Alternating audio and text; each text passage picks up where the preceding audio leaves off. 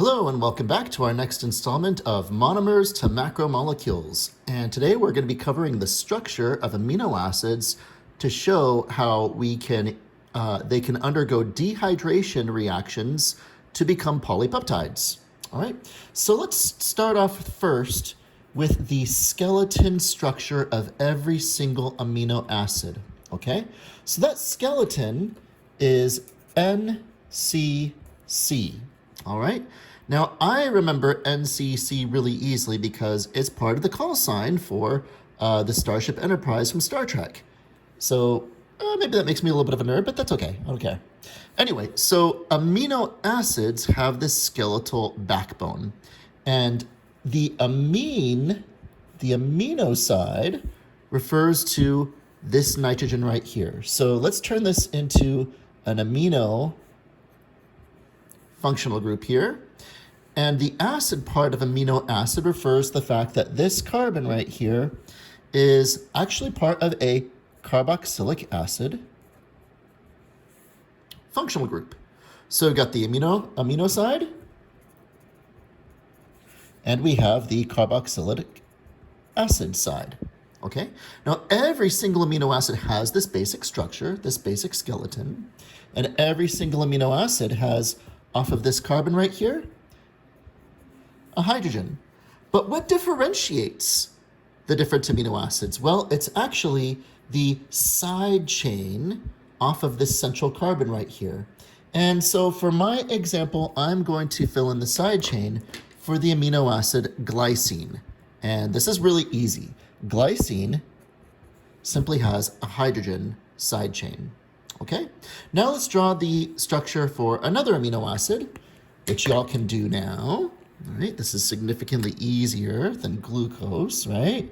So remember, NCC. All right, what goes off of the N side? H. So H2N here, and we've got the carboxylic acid out here, yeah. And we have the hydrogen here.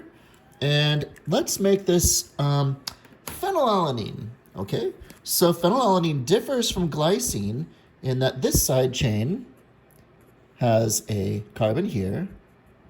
So let's finish out that CH2. But then it has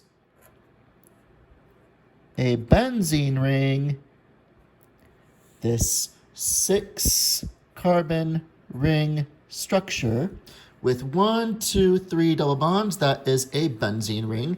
That makes it phenylalanine, right? So this is glycine,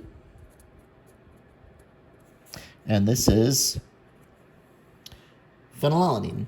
So phenylalanine, okay? Now we can use their abbreviations, gly or phe, all right? And now, because we're talking about how we can make amino acids into polypeptides, we know that this has to undergo, right? What kind of a reaction? A dehydration reaction, right? So we see an opportunity between the functional groups of these two adjacent amino acids to form H2O. And you probably see it right here, right? So these functional groups, the carboxylic acid side, right, that OH, with one of the hydrogens from the amino functional group can go away as H2O. And we're left with a bond now, right? So let's draw just the backbone of this dipeptide. Okay? So now we've got NCC bonded to NCC, okay? Now, do you see where the bond is between what used to be the two amino acids? It's right here, right? This bond has a special name. This bond is called the peptide bond, okay? And the peptide bond is the bond that exists between amino acids in a polypeptide, right? Okay, so let's finish off this dipeptide by giving this nitrogen here a hydrogen. We'll give it a hydrogen here. This carbon has, of course, just an H because it's glycine, and then it has another H.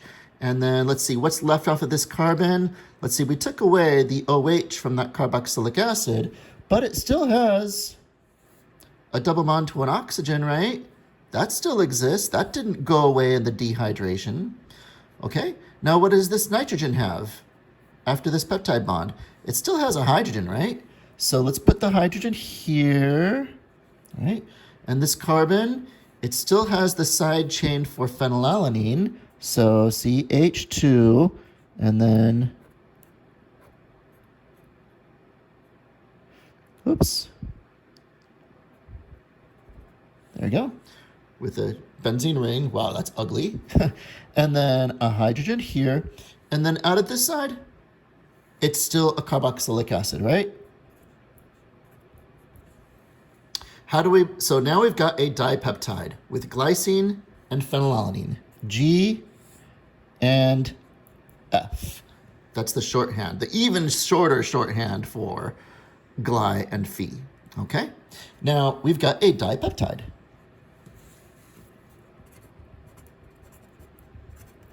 How would we make this a tripeptide? Well, we'd have to add in another amino acid at this side, right? And that's how we can elongate a growing polypeptide chain, which we will learn a lot more about when we cover the process of translation. All right. Well, I hope this was helpful. Again, if you're in my class, one of my biology classes, you can use this diagram and turn this in along with your active learning module. All right. See you next time.